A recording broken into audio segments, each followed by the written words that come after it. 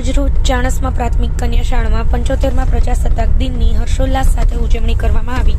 શાળામાં અભ્યાસ કરીને ઉચ્ચ અભ્યાસ કરતી બાળાઓ જાગૃતિબેન રાજેશભાઈ પ્રજાપતિ, જે ધોરણ 12 વિજ્ઞાન પ્રવાહમાં પ્રથમ નંબરે પાસ થઈને શાળાનું નામ રોશન કર્યું છે।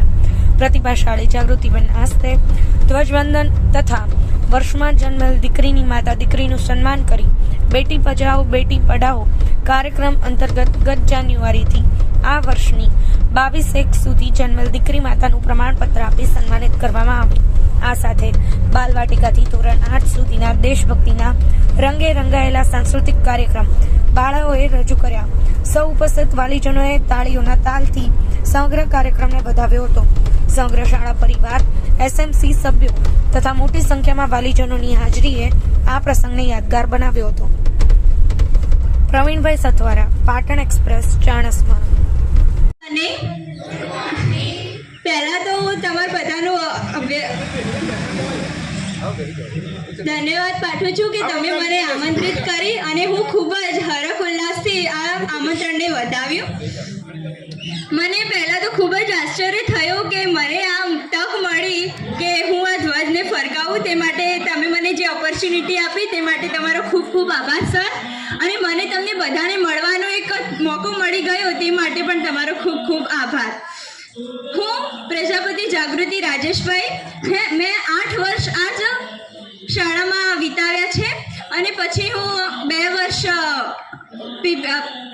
વર્ષ મેં કે પટેલ ગર્લ્સ હાઈસ્કૂલમાં, પછી બીજા 2 વર્ષ પીપી પટેલ હાઈસ્કૂલમાં વિતાવ્યા છે।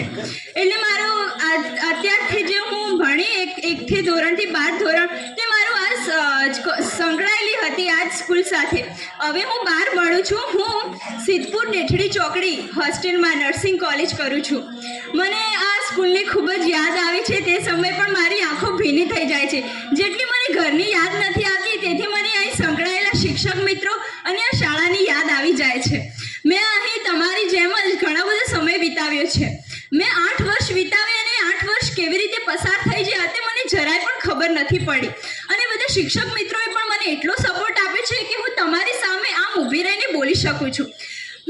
મને બોલવાનો ખૂબ જ શોખ હતો। તે જાણીને મને ભાલાભાઈ સાહેબે પહેલી વખત જ્યારે બોલવાની તક આપી હતી ત્યારથી લઈને આજ સુધી હું કોલેજમાં પણ હું જ સ્પીચ આપવા ઊભી રહી છું। તેથી મને હું ધન્યવાદ પાઠવું છું કે તેમને મને જે બોલવાની જે મારું જે પડેલું છે તે મને બહાર લાવ્યું એક શિક્ષક જ કરી શકે છે। બીજું આપણી જાતે કોઈ કશું કરી શકતા નથી। શિક્ષક કભી સાધારણ નહીં હોતા। હું આજે જે છું તે બધું આમના લોકોના લીધે જ છું। હું જેટલી મારા મધર ફાધરનો જેટલો પણ ભાગ છે એનાથી વધારે પણ ભાગ મારા શિક્ષક મિત્રોનો છે કે જેમને મને આટલી સરસ વ્યક્તિત્વ મારું ઘડ્યું છે। આપણે જીવનમાં મોટા થઈએ ત્યારે આપણી 2 વસ્તુ ઇમ્પોર્ટન્ટ હોય છે। એક તો આપણું જીન્સ કે જે આપણને માતા પિતા તરફથી મળે છે અને બીજું છે આપણું વાતાવરણ। અને વાતાવરણ સૌથી વધારે આપણને ક્યાંથી મળે? શાળામાંથી। અને એ વાતાવરણ મારા શિક્ષકોએ મને પૂરું પાડ્યું છે તે માટે તેમનો ખૂબ ખૂબ આભાર। અને બીજું છેલ્લે તો હું એટલું જ કહીશ કે તમે બધા મને યાદ રાખો અને હું તમને બધાને યાદ રાખું। Thank you.